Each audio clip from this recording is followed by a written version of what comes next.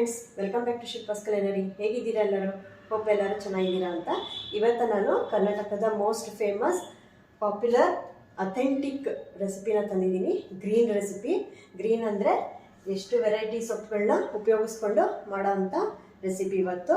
ಇದೇನಿಲ್ಲ, ನಮ್ಮ ಕರ್ನಾಟಕದ ಮಂಡ್ಯ ಮತ್ತು ಮೈಸೂರು ಕಡೆ ತುಂಬ ಪಾಪ್ಯುಲರ್ ಆಗಿರೋ ಸಾರು ಮೊಸಪ್ಪು ಸಾರು ಅಂತ. ಇದನ್ನು ಸೌತ್ ಕರ್ನಾಟಕದಲ್ಲೂ ತುಂಬ ಮಾಡ್ತಾರೆ. ಈ ಸಾರು ಎಲ್ಲರಿಗೂ ಇಷ್ಟ ಆಗುತ್ತೆ. ವಾರಕ್ಕೊಂದ್ಸತಿನಾದ್ರು ಮಾಡ್ಕೊಂಡು ತಿಂದರೆ ಆರೋಗ್ಯಕ್ಕೆ ತುಂಬ ಒಳ್ಳೆಯದಂತ ಹೇಳ್ತಾರೆ. ಇದರಲ್ಲಿ ಎಲ್ಲ ಥರದ ಸೊಪ್ಪುಗಳನ್ನ ಉಪಯೋಗಿಸ್ಕೊಳ್ತೀವಿ, ಹಾಗಾಗಿ ದೇಹಕ್ಕೆ ತುಂಬ ಒಳ್ಳೆಯದು. ಒಮ್ಮೆನಾದರೂ ಮಾಡಿ ಟ್ರೈ ಮಾಡಿ. ಯಾರ್ಯಾರಿಗೆ ಗೊತ್ತಿಲ್ಲ ಈ ಸೊಪ್ಪಿನ ಸಾರು ಬಗ್ಗೆ, ಒಂದ್ಸತಿ ಟ್ರೈ ಮಾಡಿ. ತುಂಬ ರುಚಿಯಾಗಿ ಇರುತ್ತೆ, ಆರೋಗ್ಯಕ್ಕೂ ಒಳ್ಳೆಯದು. ಇದರಲ್ಲಿ ಒಂದು 5ರಿಂದ 6 ವೆರೈಟಿ ಸೊಪ್ಪನ್ನ ಉಪಯೋಗಿಸ್ಕೊಳ್ತೀವಿ. ಈ ಸಾರಿಗೆ ಬೇಕಾಗಿರೋ ಇಂಗ್ರೀಡಿಯೆಂಟ್ಸ್ ಎಲ್ಲ ನಾನೀಗ ಒಂದೊಂದಾಗೆ ತಿಳಿಸ್ತಾ ಹೋಗ್ತೀನಿ. ಬನ್ನಿ ನೋಡೋಣ ಇವತ್ತು ನಮ್ಮ ಮೊಸಪ್ಪು ಸಾರು ಮಾಡೋದಕ್ಕೆ ಏನೇನು ಬೇಕಾಗುತ್ತೆ ಅಂತ. ಇದು ತೊಗರಿಬೇಳೆ ಹಾಕಿ ಮಾಡೋವಂಥ ಸಾರಿದು ಮೊಸಪ್ಪು ಸಾರು. ಸೊ ಹಾಗಾಗಿ ನಮ್ಮ ಮೇಯ್ನ್ ಇಂಗ್ರೀಡಿಯೆಂಟ್ ಬಂದು ತೊಗರಿಬೇಳೆ. ಇಲ್ಲಿ ನಾನು 1/4 kg ಅಷ್ಟು ತೊಗರಿಬೇಳೆ ತೊಗೊಂಡಿದ್ದೀನಿ. ಇಷ್ಟು 5-6 ವೆರೈಟಿ ಸೊಪ್ಪಿಗೆ 1/4 kg ಅಥವಾ 200ರಿಂದ 300 ಗ್ರಾಮ್ ಆದರೂ ಬೇಕು ತೊಗರಿಬೇಳೆ ಜಾಸ್ತಿ ಹಾಕೋದ್ರಿಂದ ಮೊಸಪ್ಪು ಸಾರು ತುಂಬ ರುಚಿಯಾಗಿ ಬರುತ್ತೆ. ಈಗ ನಾನು ತೊಗರಿಬೇಳೆನ ತೊಗೊಂಡಿದ್ದೀನಿ, ಅಂದರೆ ಈ ಒಂದು ಬೌಲ್ ಅಳತೆ ತೊಗರಿಬೇಳೆನ ತೊಗೊಂಡಿದ್ದೀನಿ. ಆಮೇಲೆ 2 ದಪ್ಪ ಗೆಡ್ಡೆ ಈರುಳ್ಳಿ ಬೇಕು. 2 ದಪ್ಪ ಗೆಡ್ಡೆ ಈರುಳ್ಳಿ ತೊಗೊಂಡಿದ್ದೀನಿ. ಮತ್ತು ಹುಳಿ ಇಲ್ಲ ಅಂದರೆ 4 ಗೆಡ್ಡೆ ಟೊಮೆಟೊ ಬೇಕಾಗುತ್ತೆ. ಹುಳಿ ಇದ್ದರೆ 3 ಗೆಡ್ಡೆ ಟೊಮೆಟೊ ಸಾಕು. ಆಮೇಲೆ ಹಸಿರು ಮೆಣಸಿನ್ಕಾಯಿ ಒಂದು 8ರಿಂದ 10 ಹಸಿರು ಮೆಣಸಿನ್ಕಾಯಿ ತೊಗೊಂಡಿದ್ದೀನಿ. ಆಮೇಲೆ ಒಗ್ಗರಣೆಗೆ ಎಣ್ಣೆ, ಬೆಳ್ಳುಳ್ಳಿ, ಕರಿಬೇವಿನ ಸೊಪ್ಪು, ಜೀರಿಗೆ, ಸಾಸಿವೆ, ಬ್ಯಾಡಗಿ ಒಣಮೆಣಸಿನ್ಕಾಯಿ, ಆಮೇಲೆ ರುಬ್ಬೋದಕ್ಕೆ ಕಾಯಿ ಮತ್ತು ರುಚಿಗೆ ತಕ್ಕಷ್ಟು ಉಪ್ಪು ಮತ್ತು ಎಲ್ಲ ಥರದ ಸೊಪ್ಪುಗಳು. ಇಲ್ಲಿ ಸೊಪ್ಪುಗಳು ಯಾವುದೇ ತೊಗೊಂಡಿದ್ದೀನಿ ಅಂತಂದರೆ ದಂಟಿನ ಸೊಪ್ಪು, ಮೆಂತ್ಯ ಸೊಪ್ಪು, ಚಿಲ್ಕಿರೆ ಅಂತ ಹೇಳ್ತಾರಲ್ಲ ಚಿಲ್ಕಿರೆ ಸೊಪ್ಪು, ಚಕ್ಕೋತ ಸೊಪ್ಪು. ನೋಡಿ, ಎಲೆಗಳು ನೋಡಿದ್ರೆ ಗೊತ್ತಾಗುತ್ತೆ ಬೇರೆ ಬೇರೆ ಸೊಪ್ಪಿಂದು. ಇದು ಚಕ್ಕೋತ ಸೊಪ್ಪು. ಎಲ್ಲ ಅರ್ಧ ಕಟ್ ದೊಡ್ಡದಿದ್ರೆ ಅರ್ಧ ತೊಗೊಳ್ಳಿ. ಇದು ಸಬ್ಸಿಗೆ. ಇದು ತುಂಬ ಇಂಪಾರ್ಟೆಂಟು. ಈ ಸಬ್ಸಿಗೆ ಹಾಕಿದಾಗ ರುಚಿ ತುಂಬ ಚೆನ್ನಾಗಿರುತ್ತೆ. ಸಬ್ಸಿಗೆ ಸೊಪ್ಪು ಬೇಕೇ ಬೇಕು. ಯಾವ್ದಾರ ಸ್ಕಿಪ್ ಮಾಡಿದ್ರೂ ಸಬ್ಸಿಗೆ, ದಂಟು, ಪಾಲಕ್ ಇವೆಲ್ಲ ಮಿಸ್ ಮಾಡಬಾರ್ದು. ಸೊ ಸಬ್ಸಿಗೆ ಸೊಪ್ಪು, ಆಮೇಲೆ ಪಾಲಕ್ ಸೊಪ್ಪು, ಆಮೇಲೆ ದಂಟಿನ ಸೊಪ್ಪು. ಇದು ನೋಡೋದಕ್ಕೆ ಇಷ್ಟೊಂದಿದೆ, ಬಟ್ ಹೆಚ್ಚಿಬಿಟ್ಟು ಬೇಯಿಸಿದಾಗ ಕಡಿಮೆ ಆಗುತ್ತೆ. ಸೊ ನಾವು ಈ ಮಾಡ್ತಾ ಇರೋ ಅಳತೆ 3ರಿಂದ 4 ಜನಕ್ಕೆ ಆಗೋದಂಥದ್ದು. ಇದು ಮುದ್ದೆಗಂತೂ ಸೂಪರ್ ಕಾಂಬಿನೇಷನ್. ಈ ಮೊಸಪ್ಪು ಸಾರು ಅನ್ನಕ್ಕಂತೂ ತುಂಬ ಚೆನ್ನಾಗಿರುತ್ತೆ. ಮೇಯ್ನ್ಲಿ ಬಂದು ಮುದ್ದೆಗೆ ಇದು ಮಾಡಿಬಿಟ್ರಂತೂ ತುಂಬ ಚೆನ್ನಾಗಾಗುತ್ತೆ. 2-3 ದಿನವೂ ಕುದಿಸ್ಕೊಳ್ತಾ ತಿನ್ಬೋದು. ಕುದಿಸ್ತಾ ಇನ್ನೂ ಚೆನ್ನಾಗಾಗುತ್ತೆ ಇದ್ರ ರುಚಿ. ಸೊ ಈಗ ಫಸ್ಟ್ ನಾನು ಈ ಎಲ್ಲ ಸೊಪ್ಪುಗಳ್ನು ತೊಳೆದ್ಬಿಟ್ಟು ನೀರನ್ನೆಲ್ಲ ಬಸ್ಬಿಟ್ಟಿಟ್ಟಿದ್ದೀನಿ. ಸೊ ಇದನ್ನು ನಾವು ಸಣ್ಣಕ್ಕೆ ಹೆಚ್ಕೊಂಡು ಆಮೇಲೆ ಬೇಯಕ್ಕೆ ಹಾಕಬೇಕು. ಸೊಪ್ಪುಗಳ್ನ ಹೆಚ್ಚಿ ಯಾವತ್ತೂ ತೊಳೆಯೋಕೆ ಹೋಗಬಾರ್ದು, ಯಾಕೆಂದರೆ ಅದರಲ್ಲಿರೋ ನ್ಯೂಟ್ರಿಯೆಂಟ್ಸ್ ಎಲ್ಲ ಹೋಗ್ಬಿಡುತ್ತೆ. ಹಾಗಾಗಿ ಫಸ್ಟು ಚೆನ್ನಾಗಿ ರನ್ನಿಂಗ್ ವಾಟರಲ್ಲಾದರೂ ಸರಿ, ಇಲ್ಲ ದೊಡ್ಡ ಬಕೆಟಲ್ಲಿ ಯಾವುದ್ರಲ್ಲಾದರೂ ಹಾಕಿ ಜಾಸ್ತಿ ನೀರಲ್ಲಿ ತೊಳಿಬೇಕು. ಸೊ ದಟ್ ಅದರಲ್ಲಿರೋ ಮಣ್ಣು ಗಲೀಜೆಲ್ಲ ಕ್ಲಿಯರ್ ಆಗುತ್ತೆ. ಮತ್ತು ಏನಾದರೂ ಎಕ್ಸ್ಟ್ರಾ ಕಸ ಏನಾದ್ರು ಇದ್ದರೆ ಎಲ್ಲ ತಕ್ಕೊಂಬಿಡ್ಬೇಕು. ಚೆನ್ನಾಗಿ ತೊಳೆದು ನೀರು ಬಸ್ದ ಮೇಲೆ ಈಗ ನಾವು ಹೆಚ್ಕೊಂಡಾದ್ಮೇಲೆ ಅದನ್ನು ಬೇಯಿಸ್ಕೋಬೇಕು. ನೆಕ್ಸ್ಟು ಹೆಚ್ಕೊಳ್ಳೋದನ್ನು ಹೇಳ್ತೀನಿ ಆಮೇಲೆ. ಈಗ ಫಸ್ಟ್ ಸ್ಟೆಪ್ಪು, ನಾವು ತೊಗರಿಬೇಳೆನ ಬೇಯಕ್ಕಿಟ್ಬಿಡ್ಬೇಕು. ಕುಕ್ಕರಲ್ಲಿ ಈ ತೊಗರಿಬೇಳೆ ಪೂರ್ತಿ ಹಾಕಿ ಚೆನ್ನಾಗಿ 2-3 ಸತಿ ತೊಳ್ಕೊಂಡು ನಾನು 3ರಿಂದ 4 ವಿಷಲ್ಲು ಕೂಗಿಸ್ಕೊಳ್ತೀನಿ. ಬೇಳೆ ತುಂಬ ಚೆನ್ನಾಗಿ ಬೆಂದರೆ ಸಾರು ಟೇಸ್ಟಾಗಿ ಬರುತ್ತೆ. ಸೊ ಈಗ ನಾನು ಇದನ್ನು ತೊಳೆದು ನೀರು ಹಾಕಿ ಬೇಯಕ್ಕಿಡ್ತೀನಿ. 3ರಿಂದ 4 ವಿಷಲ್ಲು ಮಾಡ್ಕೋಬೇಕು. ನೋಡಿ, ಈ ಥರ ಚೆನ್ನಾಗಿ ಉಜ್ಕೊಂಡು ತೊಳಿಬೇಕು. ಬೇಳೆನ ಚೆನ್ನಾಗಿ 2 ಸತಿನಾದರೂ ತೊಳಿಬೇಕು ಇದನ್ನು ಬೇಳೆನ. ಆಮೇಲೆ ನೀರು ಹಾಕಿ 4 ವಿಷಲ್ಲು ಕೂಗಿಸ್ಕೋಬೇಕು. ನೋಡಿ, ಈಗ ಬೇಳೆ ತೊಳೆದಿದ್ದಾಗಿದೆ. ನಾನು ನೀರು ಹಾಕಿ ಬೇಯಕ್ಕಿಡ್ತೀನಿ. 2 ಲೋಟ ನೀರು ಬೇಕಾಗುತ್ತೆ. ಒಂದಾಯಿತು. ಈಗ 2ನೇ ಲೋಟ ನೀರು ಹಾಕ್ತಾಯಿದ್ದೀನಿ. ಇದಿಷ್ಟು ಹಾಕ್ಬಿಟ್ಟು 4 ವಿಷಲ್ಲು ಕೂಗಿಸ್ಕೋಬೇಕು. ಬೇಳೆ ಮೆತ್ತಗೆ ಬೇಯಬೇಕು, ಮ್ಯಾಶ್ ಆಗಬೇಕು ಚೆನ್ನಾಗಿ, ಆ ಥರ ಬೇಯಿಸ್ಕೋಬೇಕು. ನಾನು ಈರುಳ್ಳಿ ಸಿಪ್ಪೆ ಎಲ್ಲ ತೆಗೆದು ತೊಳೆದಿಟ್ಕೊಂಡಿದ್ದೀನಿ. ಈರುಳ್ಳಿನ 2 ಗೆಡ್ಡೆ ದೊಡ್ಡದು 2 ಗೆಡ್ಡೆ ಈರುಳ್ಳಿನಲ್ಲಿ 1 ಗೆಡ್ಡೆ ಈರುಳ್ಳಿ ಬೇಯೋದಕ್ಕೆ ಹಾಕ್ಕೊಳ್ತೀನಿ. ದಪ್ಪಗೆ ಹೆಚ್ಬೇಕು ಅದಕ್ಕೆ. ಇನ್ನೊಂದು ಗೆಡ್ಡೆ ಈರುಳ್ಳಿ ಸಾರಿನ ಒಗ್ಗರಣೆಗೆ ತಗೊಳ್ತೀನಿ. ಫಸ್ಟು ನಾವೀಗ ಸೊಪ್ಪು ಜೊತೆ ಬೇಯಕ್ಕೆ ಹಾಕೋಕ್ಕೆ 1 ಗೆಡ್ಡೆ ಈರುಳ್ಳಿನ ಬಳಸ್ಕೊಳ್ತಾ ಇದ್ದೀನಿ. ಇದಕ್ಕೆ ದಪ್ಪಗೆ ಹೆಚ್ಚಿದ್ರೆ ಆಯಿತು, ಇದಕ್ಕೆ ಒಂದು ಸಣ್ಣ ಹೆಚ್ಚೋದು ಬೇಕಾಗಿಲ್ಲ. ಈ ಥರ ದಪ್ಪಗೆ ಹೆಚ್ಕೊಂಡು ಸೊಪ್ಪಿನ ಜೊತೆ ಬೇಯಕ್ಕೆ ಹಾಕ್ಕೊಳ್ತೀನಿ. ಈ ಥರ ದಪ್ಪಗೆ ಹೆಚ್ಕೊಂಡ್ರೆ ಆಯಿತು. ಇದು 1 ಗೆಡ್ಡೆ ಈರುಳ್ಳಿ. ಮತ್ತು ಇಲ್ಲಿ ನಾನು ಒಗ್ಗರಣೆಗೆ ಸ್ವಲ್ಪ ಸಣ್ಣಕ್ಕೆ ಹೆಚ್ಕೊಳ್ತೀನಿ.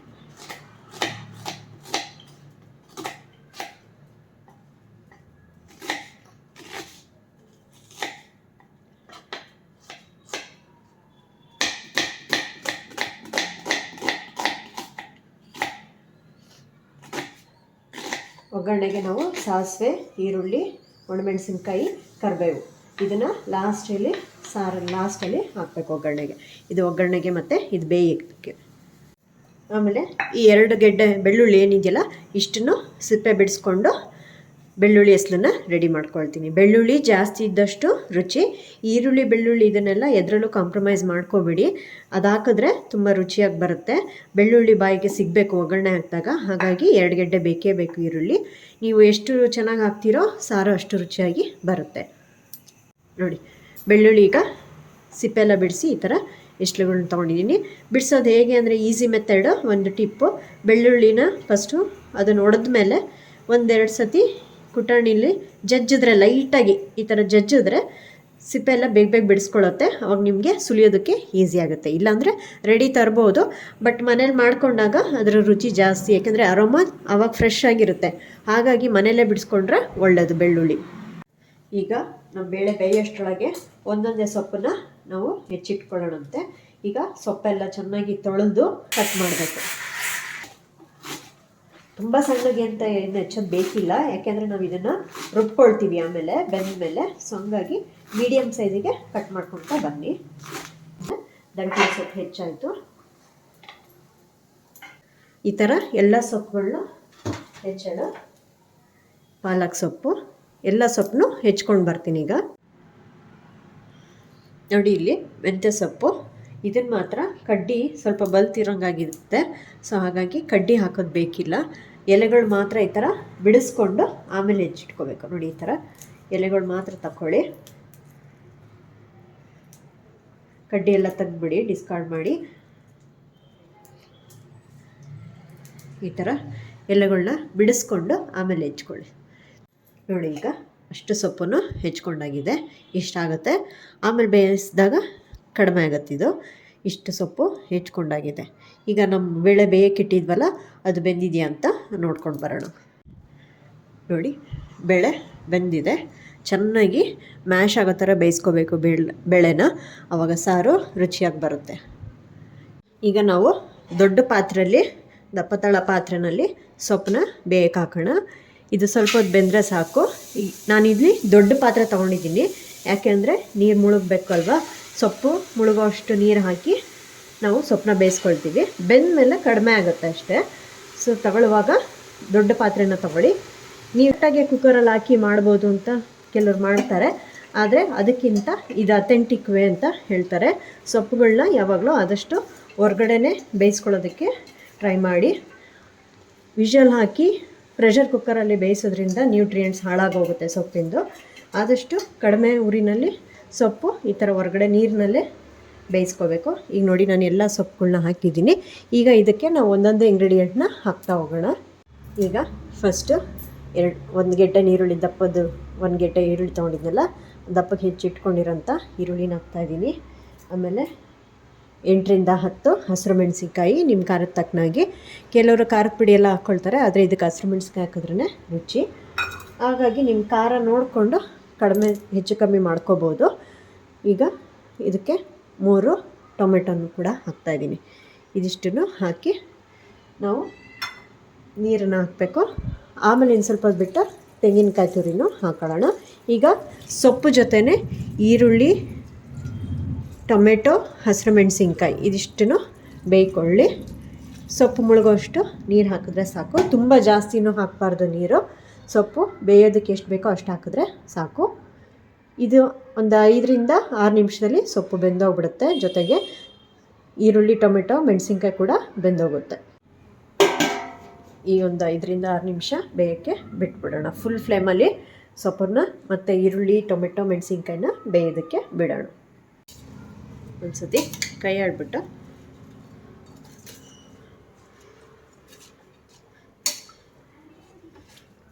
ಬೇಗ ಬೆಂದೋಗ್ಬಿಡುತ್ತೆ ಸೊಪ್ಪಲ್ವಾ, ಸೊ ಬೇಗ ಬೆಂದೋಗುತ್ತೆ. ಆಮೇಲೆ ಟೊಮೆಟೊ ಈರುಳ್ಳಿನೂ ಕೂಡ ಮೆತ್ತಗಾಗ್ಬಿಡುತ್ತೆ ಅದು ಬೆಂದು. ಮೆಣಸಿನ್ಕಾಯಿ ಇದೆಲ್ಲ ಒಟ್ಟಿಗೆ ಯಾಕೆ ಹಾಕಿದ್ದೀನಿ ಅಂದರೆ ಇದಿಷ್ಟನ್ನು ನಾವು ಮಿಕ್ಸರಲ್ಲಿ ಗ್ರೈಂಡ್ ಮಾಡ್ಕೊಳ್ತೀವಿ ಅದಕ್ಕೆ.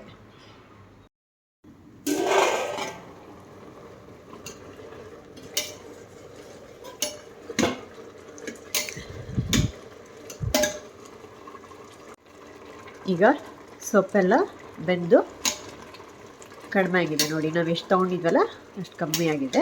ಮೆಣಸಿನ್ಕಾಯಿ ಕೂಡ ಬೆಂದಿದೆ ಚೆನ್ನಾಗಿ. ಈ ಸ್ಟೇಜಲ್ಲಿ ನಾವು ಬೇಯಿಸಿರೋಂಥ ತೊಗರಿಬೇಳೆ ಕೂಡ ಹಾಕ್ಕೊಂಡು ಎಲ್ಲ ಒಟ್ಟಿಗೆ ಮಿಕ್ಸರಲ್ಲಿ ರುಬ್ಕೋಬೇಕು. ಈಗ ನೋಡಿ ಬೆಂದಿರೋ ಬೇಳೆನ ಹಾಕ್ತಾಯಿದ್ದೀನಿ. ಚೆನ್ನಾಗಿ ಬೆಂದಿದೆ ಬೇಳೆ ಕೂಡ. ಇದಿಷ್ಟು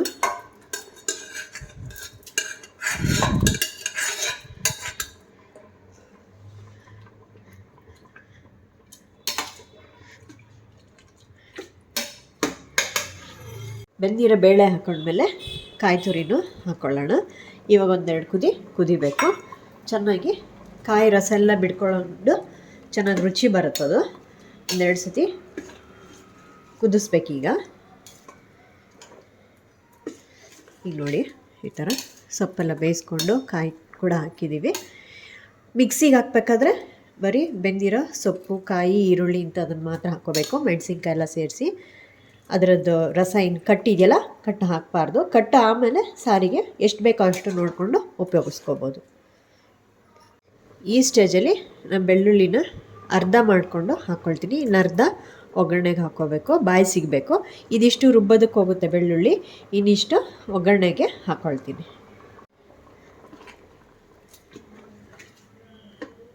ಈಗ ಇನ್ನೊಂದೆರಡು ನಿಮಿಷ ಬೇಯಿಸ್ಕೊಂಡ್ರೆ ಆಯಿತು. ಈ ಸ್ಟೇಜಲ್ಲಿ ಸ್ಟವ್ ಆಫ್ ಮಾಡಬೇಕು.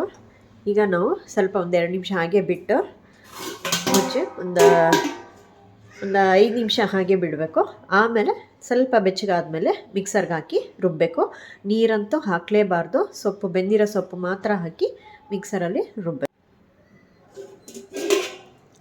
ಈಗ ನಾವು ಬೆಂದಿರೋಂಥ ಸೊಪ್ಪನ್ನ ಸ್ವಲ್ಪನೇ ತಗೊಂಡು ಬ್ಯಾಚ್ ವೈಸ್ ರುಬ್ಕೊಳ್ಳೋಣ.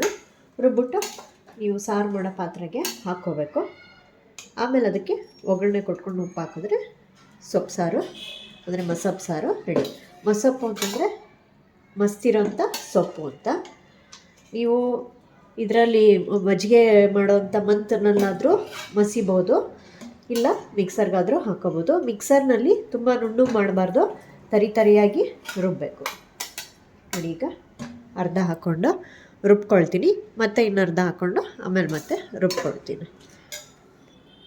ನೋಡಿ ರುಬ್ಬಿರೋದು ಈ ಥರ ತುಂಬ ನುಣ್ಣಗೆ ರುಬ್ಬಾರ್ದು, ತರಿಯಾಗಿ ರುಬ್ಬಬೇಕು. ಈಗ ಇನ್ನೂ 2-3 ಬ್ಯಾಚಲ್ಲಿ ರುಬ್ಕೊಳ್ತೀನಿ, ಸೊ ದಟ್ ನಮ್ಮ ಸಾರು ರೆಡಿ ಆಗುತ್ತೆ. ಆಮೇಲೆ ಅದಕ್ಕೆ ಉಪ್ಪು ಹಾಕಿ ಒಗ್ಗರಣೆ ಹಾಕಿದ್ರೆ ಮಸೊಪ್ಪು ಸಾರು ರೆಡಿ ಆಗುತ್ತೆ. ಈಗ ನಾನು ಎಲ್ಲದನ್ನು ಬೇಯಿಸ್ಕೊಂಡು ರುಬ್ಕೊಂಡಿದ್ದೀನಿ.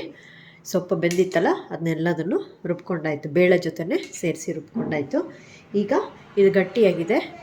ನಾವು ಕಟ್ಟನ್ನು ತೆಗ್ದಿಟ್ಕೊಂಡಿದ್ವಲ್ಲ, ರುಬ್ಬಕ್ಕೆ ಹಾಕ್ದಲೇ ನೀರೇನು ಕಟ್ಟು ತಗೊಂಡಿದ್ವಲ್ಲ ಅದನ್ನು ನಾವು ಎಷ್ಟು ಬೇಕೋ ಅಷ್ಟು ನೋಡಿಕೊಂಡು ನಮ್ಮ ಕನ್ಸಿಸ್ಟೆನ್ಸಿಗೆ ಇದನ್ನು ಹಾಕ್ಕೋಬೋದು. ವೇಸ್ಟ್ ಆಗೋಲ್ಲ. ಈ ಕಟ್ಟನ್ನು ನಾವು ಇದಕ್ಕೆ ಉಪಯೋಗಿಸ್ಕೋಬೋದು. ಆಮೇಲೆ ಇದಕ್ಕೆ ಉಪ್ಪು ಹಾಕಿ ಒಂದು ಸ್ವಲ್ಪ ಕುದಿಸ್ಬಿಟ್ಟು ಒಗ್ಗರಣೆ ಹಾಕ್ಕೋಬೇಕು. ಈಗ ಕನ್ಸಿಸ್ಟೆನ್ಸಿನ ಅಡ್ಜಸ್ಟ್ ಮಾಡ್ಕೋಬೇಕು. ಇದಿನ್ನೂ ಗಟ್ಟಿ ಅನ್ನಿಸ್ತಾ ಇದೆ ಅಂದರೆ ಇನ್ನೊಂದು ಸ್ವಲ್ಪ ಕಟ್ಟನ್ನು ಮಿಕ್ಸಿಯೆಲ್ಲ ತೊಳೆದ್ಬಿಟ್ಟು ಹಾಕ್ಕೋಬೋದು. ನೋಡಿ ಇದನ್ನು ಗಟ್ಟಿ ಅನ್ನಿಸ್ತಾ ಇದೆ. ಸೊಪ್ಪು ಮತ್ತು ಬೇಳೆನ ನಾವು ತುಂಬ ನುಣ್ಣಕ್ಕೆ ರುಬ್ಬಾರ್ದು. ಈ ಥರ ಈಗ ಬಾಯಿಗೆ ಸಿಗಬೇಕು. ಸ್ವಲ್ಪ ಗಟ್ಟಿಯಾಗಿರೋದ್ರಿಂದ ಇನ್ನೂ ಸ್ವಲ್ಪ ಕಟ್ಟು ಮಿಕ್ಕಿದೆಯಲ್ಲ ಅದನ್ನು ಹಾಕ್ತಾಯಿದ್ದೀನಿ. ಯಾಕೆ ನಾವು ನೀರನ್ನ ತೆಗೆದ್ಬಿಟ್ಟು ಬರೀ ಸೊಪ್ಪು ಮಾತ್ರ ಮಿಕ್ಸಿಗೆ ಹಾಕ್ತೀವಿ ಅಂದರೆ, ಮಿಕ್ಸಿ ಮಾಡುವಾಗ ನೀರಿದ್ದರೆ ಸಿಡಿದ್ಬಿಡುತ್ತೆ. ಬಿಸಿನೂ ಇರುತ್ತೆ, ನೀರು ಜಾಸ್ತಿ ಆಗಿಬಿಟ್ರೆ ಮಿಕ್ಸಿಲಿ ಕ್ಯಾಪಿಂದ ಆಚೆ ಸಿಡಿದ್ಬಿಡುತ್ತೆ. ಹಾಗಾಗಿ ಸೇಫ್ಟಿ ಮೆಷರ್ಗೋಸ್ಕರ ನಾವು ನೀರನ್ನ ಸಪ್ರೇಟಾಗಿ ತೆಗೆದಿಟ್ಕೊಂಡು ಸೊಪ್ಪು ಬೇಳೆ ಮಾತ್ರ ರುಬ್ಕೊಳ್ತೀವಿ. ಈಗ ಇದಿಷ್ಟು ನೀರು ಹಿಡಿಸುತ್ತೆ, ಹಾಕ್ಕೊಳ್ತಾ ಇದ್ದೀನಿ. ನೀವು ಇನ್ನೂ ಸ್ವಲ್ಪ ತೆಳ್ಳಗೆ ಬೇಕಾದರೆ ಮಾಡ್ಕೋಬೋದು. ಚೆನ್ನಾಗಿ ಕುದ್ದಾದಮೇಲೆ ಇನ್ನೂ ಸ್ವಲ್ಪ ತೆಳ್ಳಗಾಗುತ್ತೆ ಅದು. ಆಮೇಲೆ ನೀರು ಬೇಕಾದರೆ ಹಾಕೋಬೋದು, ಇಲ್ಲಾಂದರೆ ಈ ಥರನೇ ಇರಬೇಕು. ಇದು ಸ್ವಲ್ಪ ಮಂದವಾಗೇ ಇರಬೇಕು ಸಾರು, ಆವಾಗ ರುಚಿ ಜಾಸ್ತಿ ಇರುತ್ತೆ ಮುದ್ದೆಗೆಲ್ಲ. ನೋಡಿ, ಈಗ ನಾವು ಇದಕ್ಕೆ ಉಪ್ಪು ಹಾಕಿ ಕುದಿಸ್ಕೊಂಡು ಆಮೇಲೆ ಒಗ್ಗರಣೆ ಹಾಕ್ಕೊಳ್ಳೋಣ. ಈಗ ನಾನು ಇದಕ್ಕೆ ಉಪ್ಪನ್ನ ಸೇರಿಸ್ತಾ ಇದ್ದೀನಿ. 1 ಟೇಬಲ್ ಸ್ಪೂನಷ್ಟು ಉಪ್ಪು ಹಾಕ್ಕೊಂಡಿದ್ದೀನಿ. ಬೇಕಾದರೆ ಇನ್ನೊಂದು ಸ್ವಲ್ಪ ಹಾಕೋಬೋದು ಅವ್ರವ್ರ ಟೇಸ್ಟಿಗೆ ತಕ್ಕಾಗಿ. ಯಾಕೆಂದರೆ ಇದು ಕುದೀತಾ 2ನೇ ದಿನಕ್ಕೆ ಮತ್ತು 3ನೇ ದಿನಕ್ಕೆ ಸ್ವಲ್ಪ ಉಪ್ಪಾಗೋ ಚಾನ್ಸಸ್ ಇರುತ್ತೆ. ಹಾಗಾಗಿ ಸ್ವಲ್ಪ ಜಸ್ಟ್ ಮಾಡ್ರೇಟಾಗಿ ಉಪ್ಪನ್ನ ಹಾಕ್ಕೋಬೇಕು. ನೋಡಿ, ಈಗ ಕೈ ಆಡೋಣ. ಸ್ವಲ್ಪ ಕುದಿಯೋಕ್ಕೆ ಬಿಟ್ಟು ಈ ಕಡೆ ಒಗ್ಗರಣೆನ ಹಾಕ್ಕೊಂಡ್ರೆ ಮಸೊಪ್ಪು ಸಾರು ರೆಡಿ. ಈಗ ಇದಕ್ಕೆ ಒಗ್ಗರಣೆ ಹಾಕ್ಕೊಳ್ಳೋಕ್ಕೆ ನಾನಿಲ್ಲಿ 1 ಟೇಬಲ್ ಸ್ಪೂನಷ್ಟು ಎಣ್ಣೆ ಹಾಕ್ಕೊಳ್ತೀನಿ. ಎಣ್ಣೆ ಕಾದ್ಮೇಲೆ ಸಾಸಿವೆ 1 ಸ್ಪೂನು. ಸಾಸಿವೆ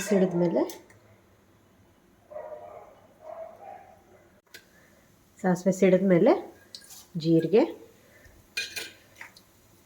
ಆಮೇಲೆ ಬೆಳ್ಳುಳ್ಳಿ ನಾವೇನು ಜಜ್ಕೊಂಡಿದ್ವಲ್ಲ, ಸಿಪ್ಪೆ ಬಿಡಿಸಿ ಬೆಳ್ಳುಳ್ಳಿನ ಜಜ್ಕೊಂಡಿರೋಂಥ ಬೆಳ್ಳುಳ್ಳಿನ ಹಾಕ್ಕೊಳ್ತಾ ಇದ್ದೀನಿ. ಬೆಳ್ಳುಳ್ಳಿ ಸ್ವಲ್ಪ ಫ್ರೈ ಆದಮೇಲೆ ಈರುಳ್ಳಿ ಹಾಕ್ಕೊಳ್ಳೋಣ. ಈರುಳ್ಳಿ ಮತ್ತು ಕರಿಬೇವನ್ನ ಸೇರಿಸ್ಕೊಳ್ಳೋಣಂತೆ. ಬೆಳ್ಳುಳ್ಳಿ ಸ್ವಲ್ಪ ಫ್ರೈ ಆದಮೇಲೆ ಈರುಳ್ಳಿ ಸೇರಿಸ್ಕೊಳ್ಳೋಣ.